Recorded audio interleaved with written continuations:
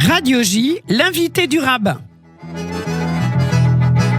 Gabriel Fary, bonjour, merci d'être avec nous ce matin avec une invitée et non des moindres puisque Madame le rabbin Florian Chinsky nous fait l'amitié d'être en studio. Florian Chinsky, également docteur en droit de judaïsme en mouvement, et tout de suite d'emblée Florian Chinsky a un site Rabbin Chinsky RABBINCHINSKY.fr. Bonjour, je crois que j'ai tout dit. Bonjour, Presque. merci de m'accueillir. Voilà, et on laisse la parole à Gabriel Fary, bien sûr. Bonjour Lise, rabbin Florian Chinsky. Bonjour, merci d'avoir accepté notre invitation ce matin sur Radio J.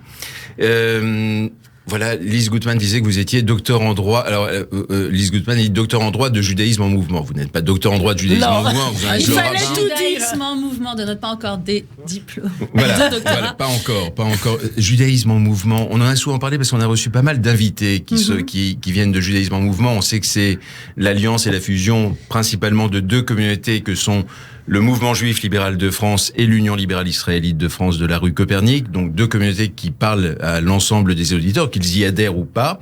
Vous êtes maintenant l'un des 5 rabbins de judaïsme en mouvement, mais vous avez une formation qui est une formation, j'allais dire, très traditionnelle dans le mouvement massorti, qui est aussi familier pour beaucoup d'auditeurs. Qu'est-ce qui fait que, finalement, vous êtes passé du mouvement massorti à un mouvement libéral ? Alors, je pense que c'est une question intéressante et je pense qu'il y a 2 choses importantes à souligner. D'une part, les mouvements sont importants parce qu'ils permettent de se structurer et de défendre des idées ensemble. Donc, je trouve que c'est effectivement essentiel. D'un autre côté, une autre idée très importante, c'est qu'en réalité, dans le paysage francophone, qui est pas le même que le paysage anglais ou américain ou israélien, l'important, c'est de trouver sa voie et ce dont on a besoin de la juste façon. Et donc, le judaïsme français a un attachement à la fois évidemment aux valeurs des Lumières qui sont tellement proches des mouvements libéraux, mais qui sont aussi proches du mouvement massorti, et aussi un grand attachement à la tradition. D'ailleurs, Monsieur le rabbin Fary, le titre de votre synagogue rappelle un des principes aussi rappelés dans le mouvement massorti, qui est tradition et modernité. Et donc, on est tous, je pense, toutes en France, extrêmement attachés à ces 2 valeurs.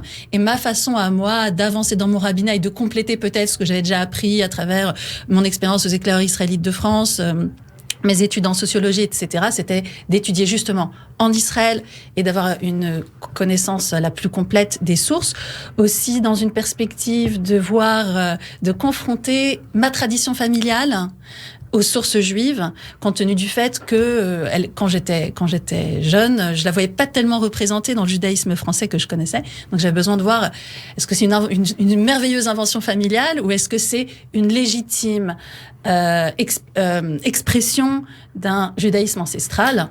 Et donc je peux dire, alors sans invalider toutes les autres façons que je respecte absolument, mais j'ai pu trouver que c'était légitime et ça m'a beaucoup réjoui. Et je pense que vous donnez aux auditeurs un exemple qui est tout à fait intéressant, j'allais dire presque, j'y mets des guillemets, de nomadisme communautaire avant de trouver finalement la communauté qui pourrait vous convenir le mieux, ou l'expression du judaïsme, en tout cas plus que la communauté, l'expression du judaïsme qui vous convient. Lise Gutman vous a présenté, alors là je crois que c'est la première fois qu'on fait cela pour un invité, à travers un site internet. Oui. C'est quand même assez spécifique. Moi j'ai répondu à la demande de Florian Chinsky. Parce que Florian Chinsky, le rabbin Florian Chinsky est très, très active à travers des sites, un petit peu moins sur les réseaux sociaux. Vous pouvez nous parler de ce lien internet que vous entretenez avec les fidèles et ce que vous y faites, parce que je sais que vous avez une activité qui est assez dense, qui est parfois même très matinale, qui peut être quotidienne. Ah oui, exact.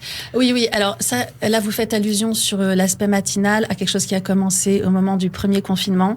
J'ai immédiatement eu l'impression qu'on allait avoir besoin de beaucoup de liens et de choses qui nous ancrent et de stabilité et d'une bonne raison de se lever le matin ou d'une voix joyeuse le matin. Et donc, je me suis efforcée, je crois, pendant 4 mois, tous les matins à 7h30, de faire un mini-office très explicatif, et très, voilà, pour que, simplement, j'avais envie que chacune ait un sourire en face accès à un sourire d'un autre être humain de façon directe.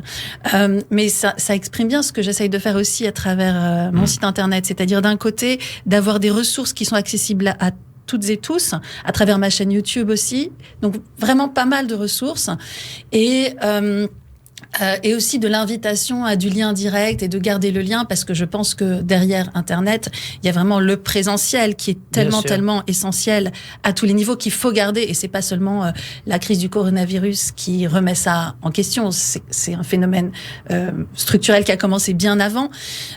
Donc, c'est mon engagement au présentiel, et puis mon engagement aussi vis-à-vis du fait qu'il y ait des sources accessibles à toutes et à tous quand on veut. Enfin, toutes mes feuilles de cours sont sur, faut les chercher un peu, mais sont dans l'onglet études sur mon site, pour que les gens puissent aussi étudier par eux-mêmes et aussi rejoindre la communauté. Les deux sont importants. Vous savez que souvent on parle de rabbins, c'est valable pour tous les courants du judaïsme, de rabbins de communauté, de rabbins qui ne sont pas rabbins de communauté, qui sont des universitaires, des intellectuels ou autres. Est-ce que vous pensez que demain il pourrait y avoir des rabbins qui soient des rabbins YouTube, des rabbins Internet, c'est-à-dire qui n'ont pas de communauté, qui ne sont pas non plus des académiciens ou qui n'enseignent pas obligatoirement, mais qui auront ce lien? Et est-ce que cet outil Internet que l'on a tous découvert finalement à partir du mois de mars et qui a révélé du reste pas mal de personnalités, il y a des rabbins qui sont sortis un petit peu de l'ombre, qu'on connaissait moins et que l'on a vu apparaître ainsi, est-ce que vous pensez que c'est une forme d'expression du rabbinat possible?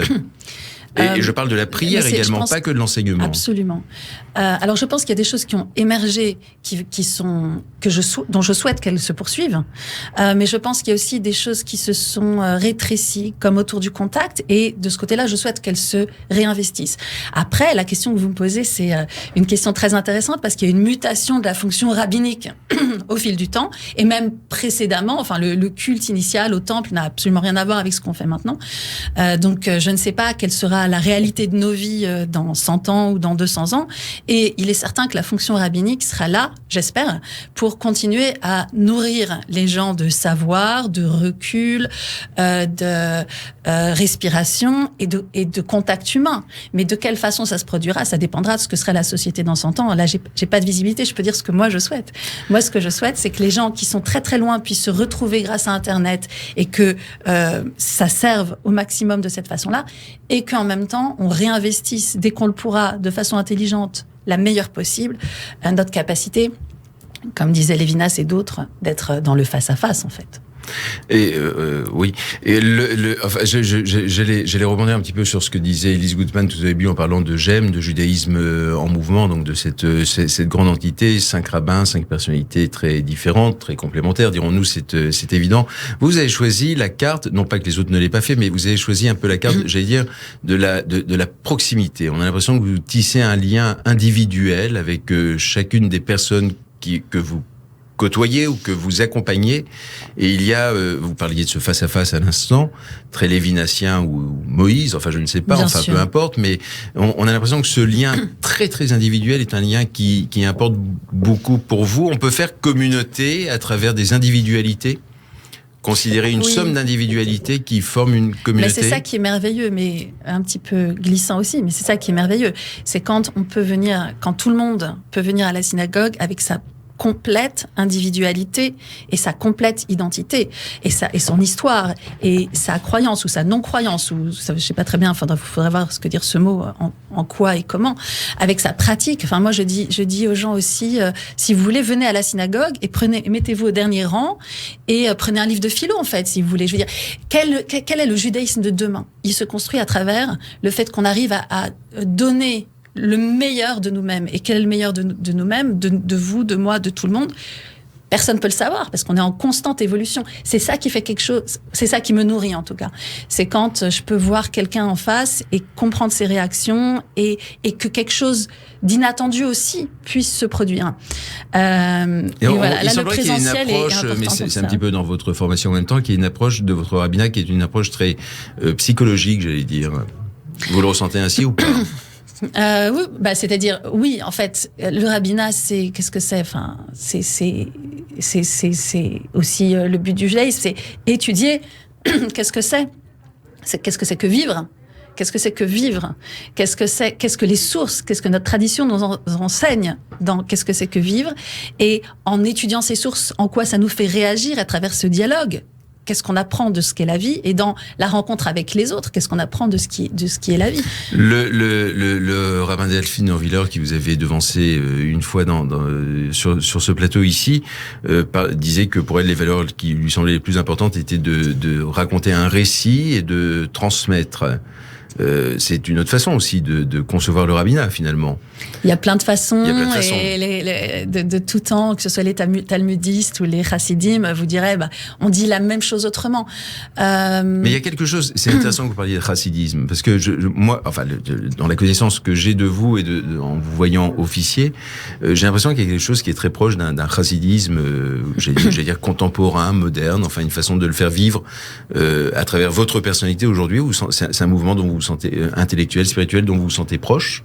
Je me sens proche dans le chassidisme, mais comme dans d'autres courants du judaïsme, de cette invitation à la liberté.